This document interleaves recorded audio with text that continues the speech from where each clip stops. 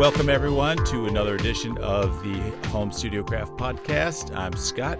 I'm Tippens. How's it going, Tippens? It's going well. Yeah, busy week, huh? Busy week. Yeah, me too, man. Yeah, I sent you over some of those songs. And Those tunes sounded great, man. You and Nunez are putting out some really good stuff. Really loved it. Really, like, I think sincerely. You're being nice, but I appreciate. No. Yeah. I wouldn't bullshit you. Yeah, I thought it was really good. All Everything sounded good. So keep working at it for sure. I appreciate it. Yeah, keep it going. You guys, you got something good. Your new song's good too. Thanks, bud. Yeah. Appreciate it. So today we have a special guest with us, Javier Pico. Javier is a keyboardist and a synthesist and has been doing it for quite some time. And we'd like to welcome Javier to the pod. How's it going, Jav? Good. How you guys doing? Good, buddy. So the reason why we've invited you here today, and thankfully you've agreed to join us, is because for a lot of home studio enthusiasts who are just starting out, the synthesizer can be kind of daunting as far as, how does it work? And, I just remember when I was starting out, like, what a mystery it was to me. So anyway, I wanted to ask you, number one, like, how did you, first become interested in synths? Cool. Well, first, let me tell you, I watched a few of your programs, and I think you guys are doing a great job. Thanks, man. You explain everything in very simple lay terms, which is needed because most of the videos that are out there on YouTube and so forth, they're for more advanced users, and you miss a lot of the basic stuff. So kudos to you guys on that. Thanks, man. I appreciate that. Thank you. We appreciate that.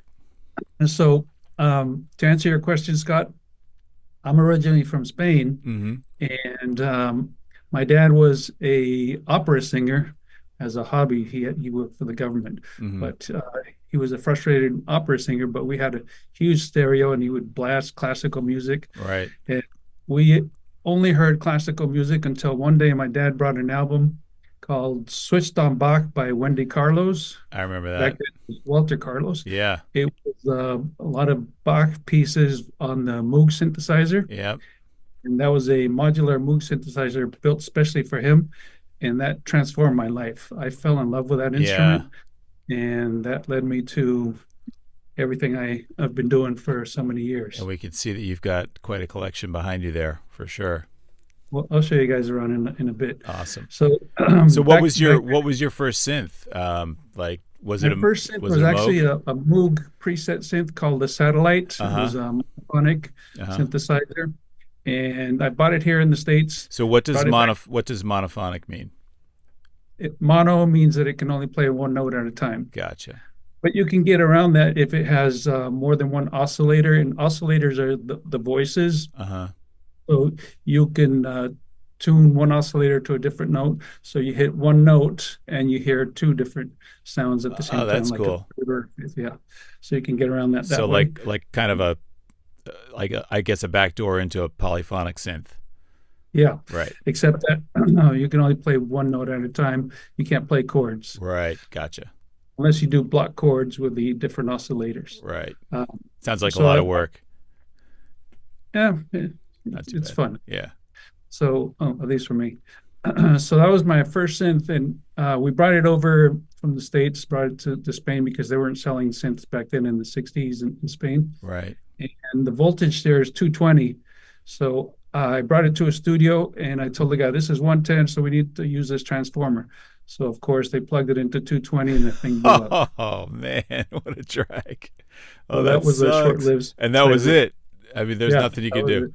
What a bummer. So then I was definitely interested in synthesizers, and I went to Berklee School of Music starting in 78, and I graduated in 83. And one of my majors was electronic music back then, which is basically synthesizers. Sure. And I learned everything there, starting with the ARP, which is a synthesizer manufactured in Massachusetts. Right. They're out of business now, but they were purchased by Korg. Right. So Korg is putting out their synthesizers now. Okay, so they could. Yeah. So does Korg like make make models of like those old ARP synths? Yeah, I have a couple of them here, Oh, and that's they're cool. spectacular. That's cool. So I started with the ARP Odyssey, which is also a monophonic synthesizer. Right. Then we moved on in Berklee to the 2600, which is I have a couple of the Korg ones here. Uh-huh. And then there was this huge modular synthesizer, the ARP 2500. Right. If you guys saw that movie Close Encounters, Yes. well, that's the big synthesizer they have there. Wow. Have you seen that movie, No, Tippens? I haven't. I've Yeah. heard about, I believe the older one, but yeah, I haven't. They have that big that's the one with like it's just like this big panel with all the patch cords, right? Yeah, patch Yeah. cords and little matrix knobs. It's pretty Yeah. cool. Those things are making a comeback. There's a lot of people who are like using those things now. Yeah, Well, maybe it's a not a whole lot, but different thing. It's a whole different thing than regular synthesizers because you have to program each part, but it gives you a lot more flexibility because you can pick and choose the different modules rather than buying a synthesizer that's all complete the way they designed it. right. So would So, you go ahead. sorry. Okay. So what years, like, around did synths started becoming prominent in music? Was it mid 70s or later 70s, early 80s? Well, the synth both of your started experience. really the father of the modern synthesizer was Robert Moog, and one of the ones is that he used to change everything was the Moog modular that I told you about in that Wendy Carlos album. Right. After that, it became so popular that he designed the Mini Moog, which is also a monophonic I synthesizer, remember and that. that was used on albums on almost all the albums in the 70s. Yeah. Then Was thereafter, it they was that like the synth that Stevie Wonder used on like Talking Book and those everybody, albums? Yeah, yeah, it's got such an identifiable sound. It's so cool. yeah, big fat sound. Yeah. Yeah. Then after that, they design the same company Moog, a memory Moog. I have one Hmm. of them here, which is a polyphonic six voice. And then other companies started getting into it. A lot of Japanese companies in the 70s, and then some European companies in also the late 70s. Right. But where synths really started coming into fruition and expanding a lot of the possibilities was in the 80s. Hmm. And that's also at the same time that they designed this thing called MIDI. Right. It's a short it's short for musical instrument digital interface, Correct. which connects synthesizers. And basically, you could connect one synthesizer to another one, play the notes of one, and have the sounds of both, and do all kinds of stuff. Right. That was pretty cool, and that changed everything. Right. Right. How when you say it changed everything, what do you mean? Like it was easier to integrate into recordings at that time, or how so? Well, before you had to have, I don't know if you guys remember a guy called Rick Wakeman Yeah. and all those keyboard players from the 70s. They had to have three or four different instruments and play lead here, strings here, and back and forth. Right. When you had MIDI, you could program it so that, for example, MIDI had 16 channels. And by playing on a master keyboard, you could trigger different instruments to play different parts. So when you say 16 channels, that you could play on like one keyboard controller and control 16 different keyboards concurrently? Yeah. Wow. Yeah. Or if a keyboard had the possibility of having multiple parts at once, you could send four of those channels and different MIDI channels to that keyboard and play bass, Right. some different things That's just on one keyboard. And then around that same time is when things like digital or just Performer, the first DAW started coming out. right. And it's where you really took advantage of things like this because you could program all kinds of things. Right. And then right from within the DAW. Gotcha. Yeah. Gotcha. Yeah. So for someone like me who maybe I want to incorporate synth sounds into my music, and I'm pretty much a beginner on when it comes to music production. That's why we actually started this. Is it's like someone who's more experienced explaining, the basics to me, basically. So when I'm looking at a synth, like if I want to make little tweaks, it's super confusing, honestly. So maybe just like break down the basics of them, how they work, Sure. what the different adjustments do. Yeah, it's kind of overwhelming when you first look at them. Yeah, Sure. like how does somebody get in and just like if they Yeah. want to make their own sounds, because you've got like the stock patches in just about every DAW in existence out there. But if somebody really wanted to get into sound design or something, like how do they, like a guitar player always works on trying to develop their own sound. Yeah. And so for a keyboard player as well, or somebody who's just getting into keyboards, like how would they, like Tippens said, like where do they start? Like how do they get to, Yeah. like what things do they have, what knobs do they have to tweak? Okay, cool. Well, first, I guess we have to talk about either hardware versus virtual instrument plugins. And I think for someone starting out, you should stay away from hardware synthesizers because Yeah. they're more expensive. And there's some actual beautiful software synths that Yeah. can do all kinds of stuff. Yeah, so they Uh, can just buy like a little keyboard controller, USB or MIDI, and then connect that to their DAW, and then use that software synth that comes with their DAW, for example. Yeah, start with Gotcha. that definitely. Okay. And once you've graduated and you need more sounds, then you can get other virtual synthesizers or move on to the hardware ones. Right. I'm old school and I like touching buttons, so Right. that's why I have a big collection of these guys. But I do love a lot of the modern virtual synthesizers. Yeah. But going back to your question, you have to understand the basic structure of a synthesizer. It's just like a guitar, a sound source, and then you have different parts of or modules of the synthesizer that affect how that sound gets produced. Right. So you said the sound source is the oscillator?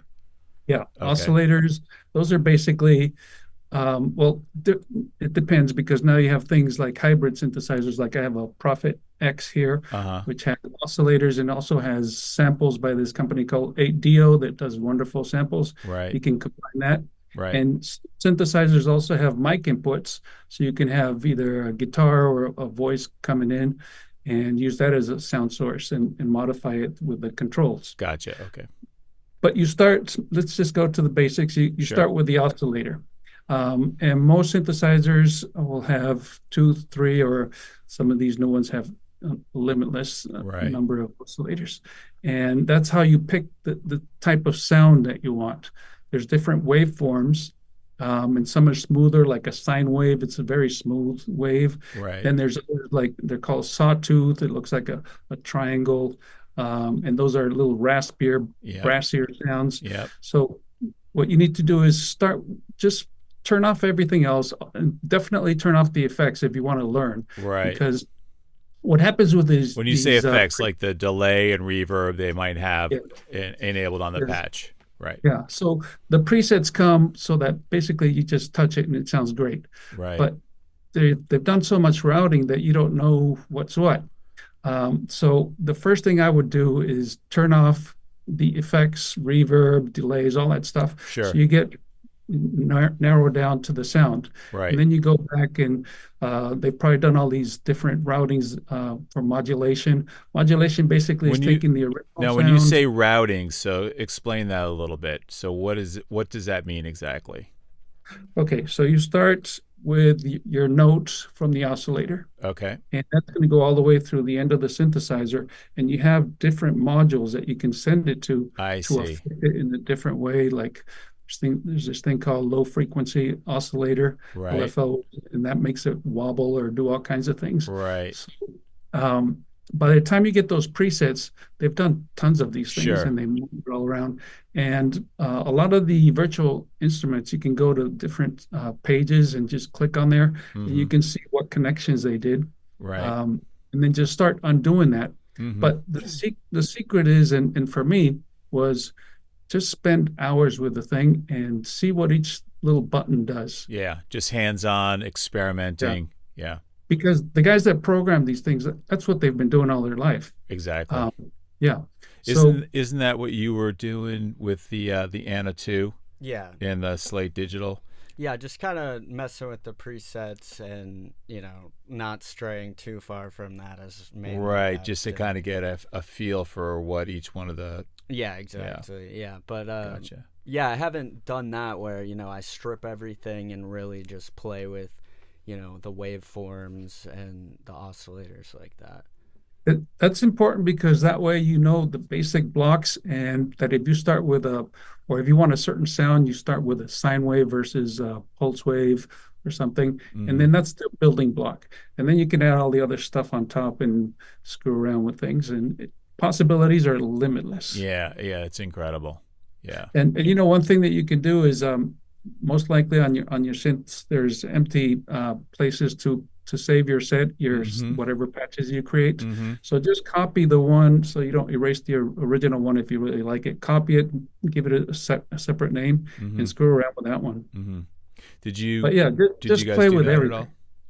Like Yeah, save your we patches? would do that like or we had a favorite like bank, so we would, save that specific favorite to Gotcha. the bank. But Gotcha. essentially, yeah, like Yeah. that where we would save all the settings. Hmm. But yeah, it's just, looking at it, this helps a lot cuz it is, super overwhelming. There's a Yeah. lot of knobs and everything, So, So let me just tell you a couple important ones. One's called the envelope. You've probably seen that. Yes. And it's called ADSR. Yep. And that's basically the shape of the note. So just So just explain what the ADSR means. Yep. so A means attack, Yep. D means decay, Hmm. S is sustain, and R is release. And the knobs basically control just like a compressor, the input, Sure. uh, how much you're going to affect each part of the sound. So the attack, if you wanted a very fast attack so that you hear it like a percussion, you put it down to almost zero, Right. and it'll sound tack tack tack. Right. If you want it to be like wah, wah, then you move it up slower, Right. so it's a slower attack, and then you play with all the other settings to get the type of sound you want. Right. And most of these synths, you can see they have the image on the screen, so you can see how when you move the faders, Right.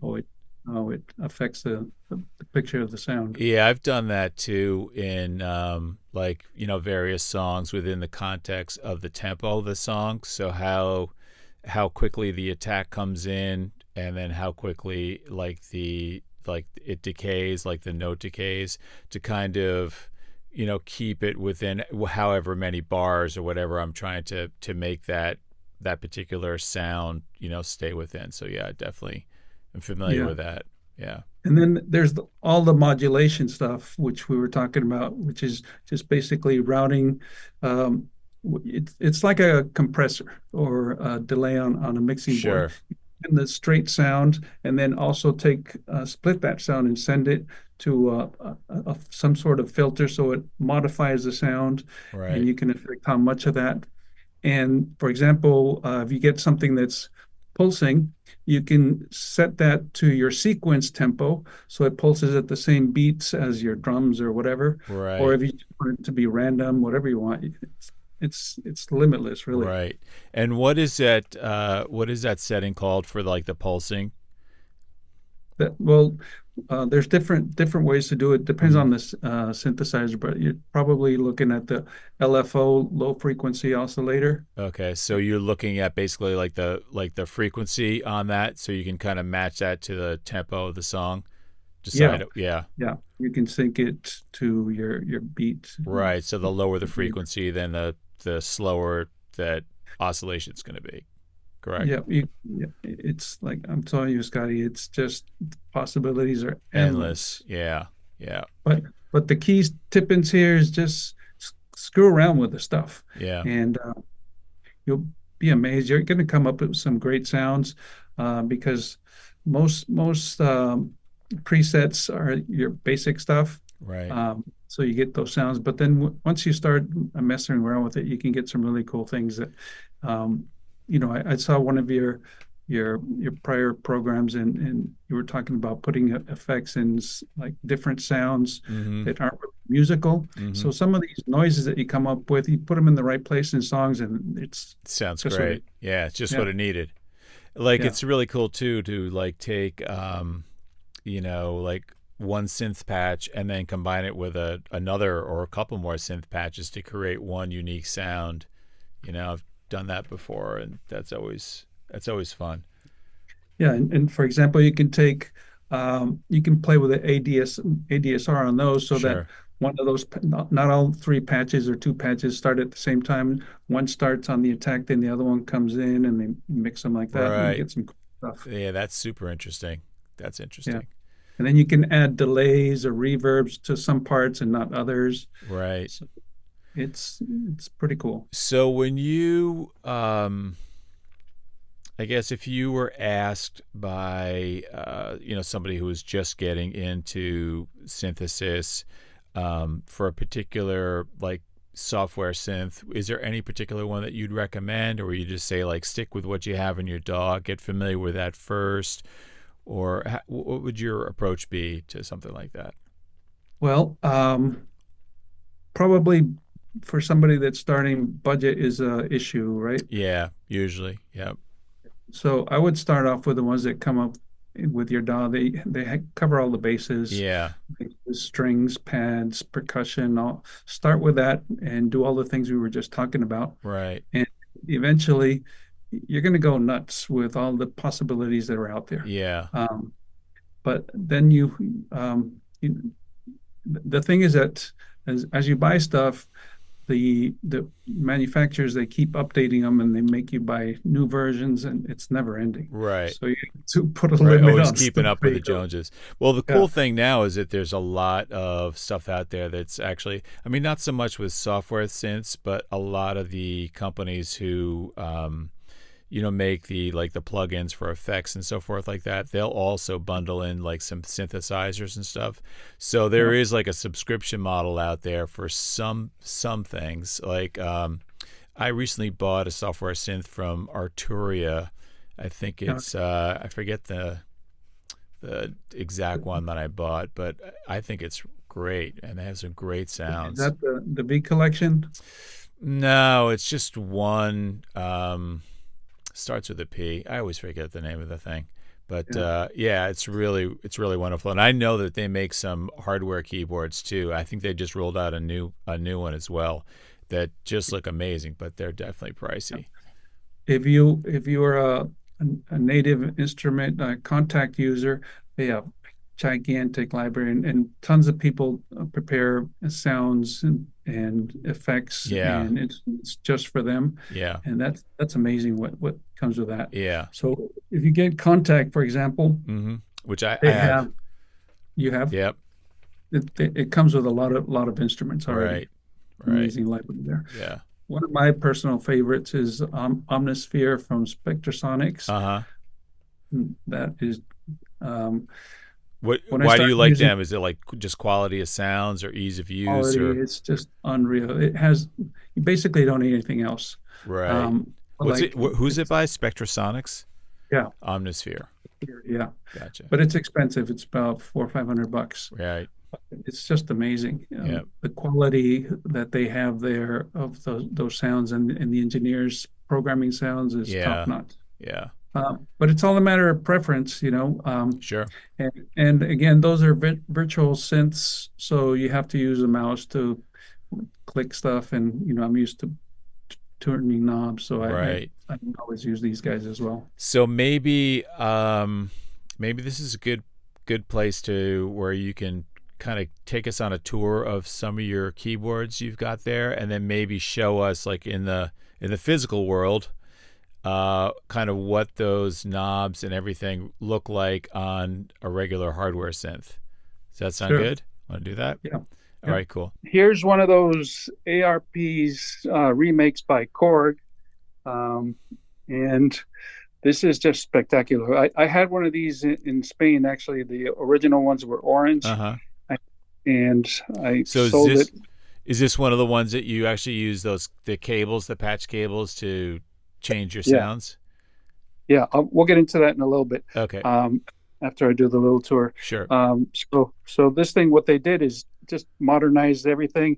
They put MIDI on it. They added a sequencer, all kinds of stuff. So it's a lot more stable than the original ones. Gotcha. So one of the problems with the early synthesizers is that they were very susceptible to weather and humidity. So they Mm-hmm. would go out of tune, and Mm-hmm. That's been fixed with modern technology. I Nice. have another one of these Korgs. This is the mini one, but it's Right. basically the same thing. And so those chords that are in there right now, the patch chords, so that is, I mean, that's basically configured to give you a certain sound, correct? That's what that is. That's what we're seeing, kind of. So what happens is that the synthesizer comes hardwired in a certain way, but Mm-hmm. by using the patch cords, you can get around there whatever it's hardwired Oh, I and route see. down from one place to a different place and create total different things. Here's a little controller that I use to program like different parts. Right. This is from Complete. It's pretty cool. I have very little space here, so I got the little one, Yep. but it does everything you need to do. Gotcha. This is a cool mutable instrument. It's another synthesizer. It's monophonic, but it's tons of little things. Right. It's kind of a workaround because you just have four knobs, but it's awesome. And what is that thing that's oscillating there to the left of that little controller? What is that? Yeah. This is a Roland TR8 drum machine. Oh, that's cool. It's like a modern version of the 808. 808. Right. Nice. So this is Roland V-Synth GT. Yep. One of my favorite synthesizers. This combines a lot of different technologies in a way that no other synth does. It's a favorite, for example, of Rick Wakeman. That's his favorite synth too. So can you show us like because we spoke about like oscillators and LFO, the different controls on a synth. Can you show us on a physical synth like what those controls look like? We're going to get to the memory Moog that I talked about before, but recently Moog's created another version of that, the modern version. It's called the Moog One, which this is.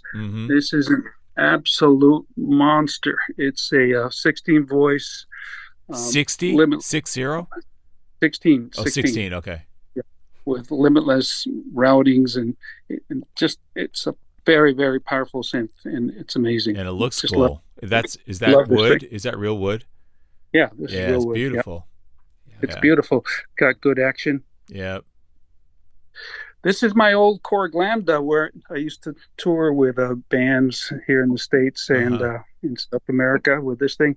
It's basically a string and percussion preset machine. So what year is that from? This is from the 70s, early 80s. Early 80s. Yeah, like 1980. Gotcha. Got a lot of jobs done for me. I bet. Yep. This is an American synth called ASM Hydra. Which is, I just got the version without the keyboard because I have too many keyboards. Sure. And this thing is a digital synthesizer. It is absolutely gorgeous, and what you can do with it is just crazy. That's cool. Yeah. How do you find out about all these keyboards? Like a lot of these, I've never heard of. Like how do you find out about them? Yeah, I have feeds from all kinds of groups, and people talk about them. So you check them out. Gotcha. Learn about it. The reason I have so many synthesizers, people probably think, well, doesn't one do everything? They all have unique characters, just like guitars. Sure. And somebody that doesn't understand synthesizers, they think, well, you just need one. But I'm kind of a it was interesting to hear you talk about the action on the synth. That's not something I even so let's dig into that a little bit. So when you refer to the action on a keyboard, what does that mean? Okay, so the action, for example, this thing from like 1981, it's very cheap action. It just has a spring and doesn't really do anything. Right. Like do anything? You mean like touch sensitive, like release, things like that? Like, this is weighted, and you can program it so that the harder you hit the key, it changes the sound, it modulates, or it brings another patch in, whatever you want. Right. But it also feels much better, much like a piano. And if you're a piano player, you can play with these things, but you just don't get the same feel as one of these very nice keyboards. And this has got grains on it, so it helps your fingers stick to the keys better. Oh, that's interesting. Yeah. That's so it's very, very nice. All right, down here I have a. This is really for bass players, but this is a Moog Taurus 3, Uh-huh. and this is a bass synth. And when you play this thing, the whole house shakes. It's just beautiful low end Yeah.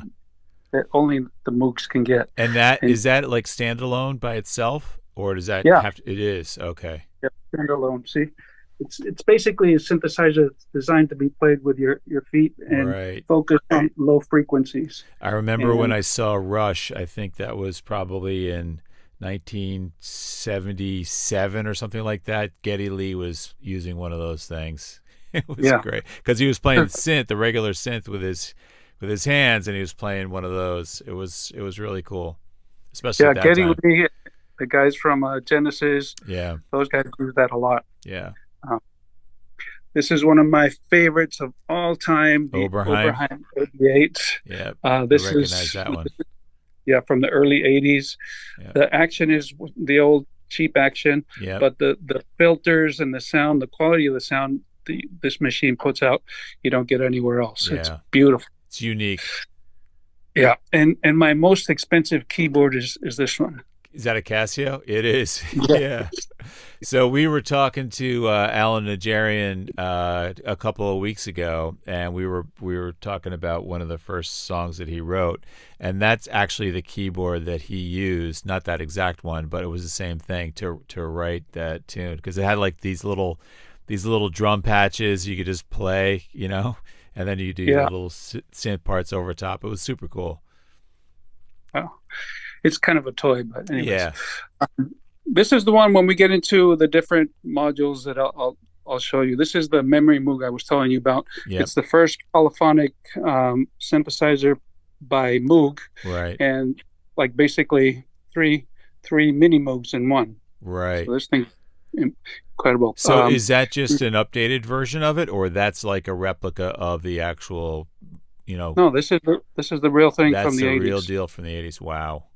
Yeah, Wow. this is the modern version, the one I showed you before, I see. Okay. and this, is totally different. But So how many voices does the Moog have that we're looking at right now? this has 6 voices, 6 voices. but it has 3 oscillators. So on each voice, you can run all 3 oscillators with different notes. Gotcha. So you can do all kinds of stuff. I recognize that keyboard on top there. Is that a Juno? Yeah. Yep. Juno Roland. 106. Yep. This is a beautiful Roland synthesizer from the early 80s. Yep. It's on almost every album in the 80s. Yep. New Order, David Bowie, tons of bands. Yeah. This was famous basically because of the chorus that it has. It gave it a very particular sound, Yeah. and it was very easy to use and program, and it's beautiful synth. Yeah, chorus was huge in the 80s. The Roland Jazz chorus amps, choruses on synths, choruses on everything, for sure. Yeah. So now we are at the mother of all analog synthesizers. This is the Oberheim Matrix 12, Mm-hmm. and this thing is a beast. It's, again, possibly on almost all the albums during that period of time. It was the synth that everybody wanted. If you want to look for one of these now, if you can find them for sale, they're upwards of 12 grand. Wow. So this is from when? What period in time? Mid 80s. Mid 80s. Wow. Yeah. And the limitless possibilities of routing, matrix routing here is just made it incredible. Plus, it had the Oberheim oscillators and filters, Mm-hmm. which gave it that unique sound. But this is the mother of all synths back then. So let me ask you a question. So, like, for example, like the oscillators on an Oberheim and the oscillators on a Moog, is it kind of like the difference between a Les Paul and a Stratocaster? Do they each have their own unique tones? Yeah, because of They the do. electronics they use and the way they put the thing together. I see. So yeah, that's why I have so many different ones, because they each have their own character. Right. So I noticed that there's one brand of keyboard that I'm not seeing there, and the Yamaha DX7, for example. Any particular reason why you don't have the Yamaha? No. I had a DX7 back in the early 80s when they came out. Yeah. And that's called FM synthesis, Mm-hmm. frequency modulation. Mm-hmm. It's a whole different thing. It's very clean, and digitally sounding, Right. and it was really not my cup of tea. I like more analog stuff. Gotcha. Um, so that's why I don't have one of those. But I did have one for a couple of years, and I Mm-hmm. sold it and bought something else. Yeah, I never really Um, liked their sounds either, personally. Just personal it's, preference. Not no they're offense kind to of any of cold. the Yamaha DX7 users out there. It's kind of for me. It's a cold synthesizer. The sounds just don't do it for me. Yeah. But Yamaha has other magnificent keyboards. Mm-hmm. Mm-hmm. This is a monophonic keyboard that I bought in 1981. It's a Pro One by Sequential Circuits. Mm-hmm. Have you heard of the Prophet 5? I have. Yep. So this is the monophonic version of that super powerful synthesizer, and it's on albums like Yazoo, Depeche Mm-hmm. Mode. These all those bands use this guy. So was that kind of like in competition with like the original Moog, or was something different altogether? Exactly. It is. The Mini Moog came out, and it was so popular that other companies wanted to have their own version, and this is the Sequential Circuits Version. competition. It's Right. totally different synthesizers. They sound nothing like each other. Gotcha. Gotcha. Here's a little sequencer that goes with the Oberheims. Okay. Yeah.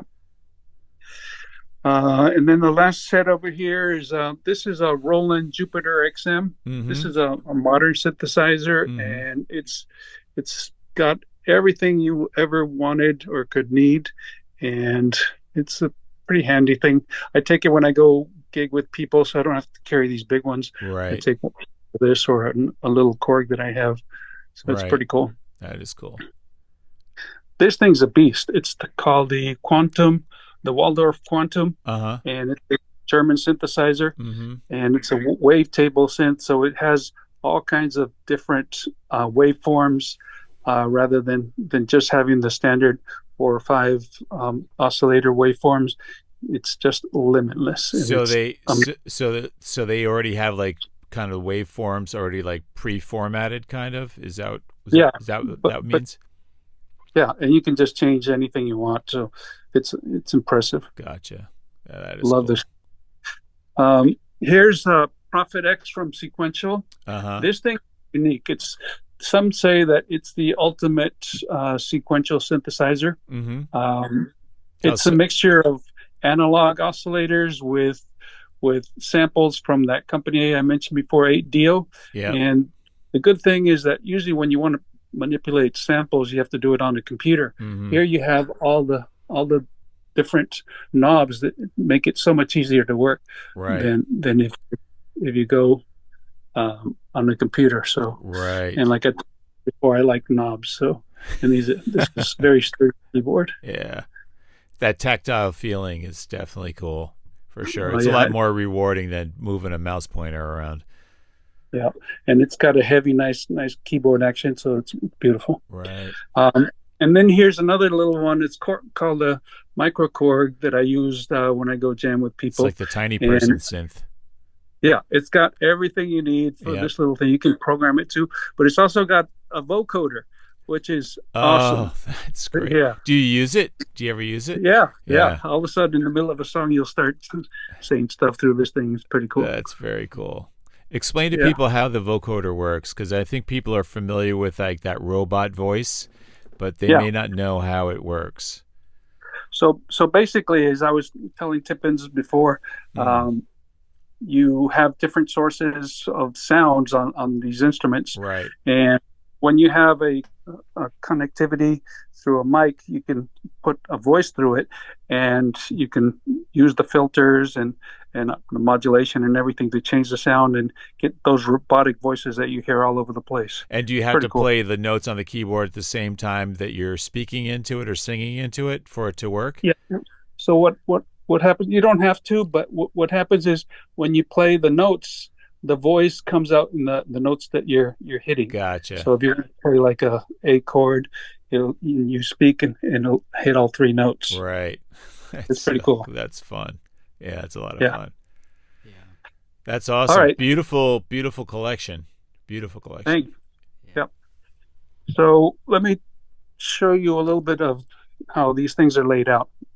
This is probably one that I can show you because, well, actually, let's go to this one. Sure. Yeah.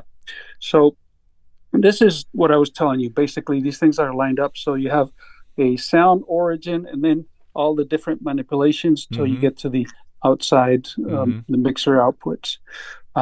So basically over here, you have this is the ARP 2600 by Korg. Right. And if you want to connect a microphone or a preamp, you can connect it and then adjust it for here, the input. Right. And you get the voice going in or a guitar, whatever you want. Gotcha. Then you have these modulators. Basically, these take the sound and they modulate in different ways that you can program to affect the sound. This one has 3 oscillators, 1, 2, and 3. Right. These are the sound sources. And basically, you pick your frequency. Right. Turn the volume a little bit. So you can pick, you have a mixer here. Yep. And you can pick for the 3, what kind of frequency you want. Right. And the waveforms. So you start with this. Got this annoying sound going on. So you can start with 1 oscillator or 2 or 3. Right. Mix them up through here. Right. Just like a mixer. You bring them in any configuration you want. Yep. And then, like I said before, you can take the outputs and reroute them to anywhere you want, right. even to itself. So it sort of triggers itself and it creates a whole different sound. Gotcha. Yeah. And then they also have these things that we didn't talk about. It's called white noise. White noise generator. Yeah. Yeah. That's what this is. Gotcha. So basically this is doesn't have much of a tone. It's just noise. Right. And it sounds like wind. Sure. And it's got different categories, white and pink noise. Adds to the texture. Yeah, the different frequencies that it works with. Gotcha. Then you come into the voltage control filter, which is basically how you manipulate all the different filters and the routings to affect the sound. And then it comes out to. So with like the voltage control filter, would that be similar to like a master bus on a mixing console where everything gets routed to that and that controls everything that's get routed to it? Is it similar in that respect? Very similar, yeah, okay. Exactly. Okay. And so you see all the different inputs from these guys. They come into here, and here's where you send it to wherever you want. Gotcha. Very cool. Then it goes, the next step is the ADSR we were talking about before, which shows you the shape of the sound. So that's exactly the ADSR buttons there, the attack, decay, release.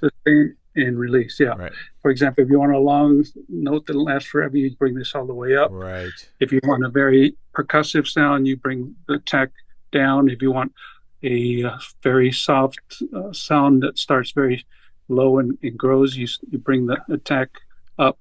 Right. And then these control the 2 medium parameters. That's cool. It's a lot easier to see it laid out like that, than digging through the software set. And it's easier to program when you see it like this rather than on a computer. Sure. Everything's right in front of you. Yeah. So basically that's how these things work. That's great, man. Well, listen, thank you for, spending your time with us here today. We certainly appreciate it. It's been great. I mean, it's been a revelation for me. Me too. I'm just trying to soak all this in. I'm going to be rewatching this episode. Me too. Me too. Get my camera to turn around. Yeah, and I think it'll be really helpful for people who watch it for sure. Okay. I actually have one question. Go for it, brother. About mixing synths. Like with the variety of sounds and how many, some are super high frequency, some are super low. Are there any hard and fast rules for like when you're mixing synths or like best practices? For example, just for mixing them, like for example, like bass, like is down the middle, or like certain things. Oh, you mean as far as like panning or things like that go? Or like EQ, like, or in my mind, like with the variety of different sounds and different use cases for synths, they're I could see there not being many hard and fast rules, but are there like, best practices when mixing them? I mean, for me personally, when I'm mixing synths, I mean, obviously you have, panning to consider as far as the EQ goes. Generally it's like high pass, low pass filters or shelves, if you don't want to be so extreme and cut off all the frequencies, as compared to, guitars or even piano for that matter. That's me. But, especially in something where you have like, like a string patch or something like that, combined with other synths, you may want to accentuate certain frequencies, at a certain point, like, 2K or whatever that is, just to kind of make it stand out from the other synth patches you've got going on. Yeah. There's no real hard and fast rules. I mean, I would just say be wary of like the low end or even on the high end, anything that might conflict with a vocal maybe. Okay. So how about you, Hav? What's your opinion? Yeah. Well, first of all, Scotty, I've heard some of your mixes and you do a great job with mixing keyboards and everything. Thanks. My philosophy, not just on mixing, but also playing parts, is the keyboards can fill up so much bandwidth on the song, and they can really interfere with other parts. So what I try to do, both with parts and mixing and the frequencies and the filters and so forth, is make sure that they're not interfering with the vocals. And many times they interfere with the guitars, because that mid-range section, I'm playing the same things, same frequency. So you can just change the patch a little bit, take some of the brightness off, or pan to one side or the other. That's what I recommend. Just keep an eye on making sure that you're not interfering with other vital parts of the song, because they just tend to wash. Another technique too is like if you've got like a busy synth sound, like going on, like when the vocalist is singing, for example, you can use sidechain compression to kind of have that duck behind the vocalist or even a guitar part or whatever. It's super effective. So it's kind of a workaround. Yeah, we were actually had your sidechain compression video up. Me and Nunez had your sidechain compression video up That's with cool. a synth, because we were having some issues with certain frequencies, and we actually used that video. Did that good. It, Awesome, man. I'm glad it was not sure helpful. it didn't turn out like anything like your mixes, but we're getting there. Yeah. Well, one thing about side compression is so personal to me. I don't like the whole pumping thing, so you have to be careful on your settings, because you can get boom, boom, boom. Absolutely. For me, Yeah, it's something that's very subtle, like when you're doing the gain adjustment for the signal that's incoming, that you're actually going to duck behind the, let's say, the vocalist, for example. You want to make sure that it's a subtle effect, so it's not like Hav says, where it's like that noticeable, where it like goes away and comes back really loud. So it should be super subtle for sure. There's a lot of modern pop productions that they love that. Yeah. But it just drives me crazy. Yeah.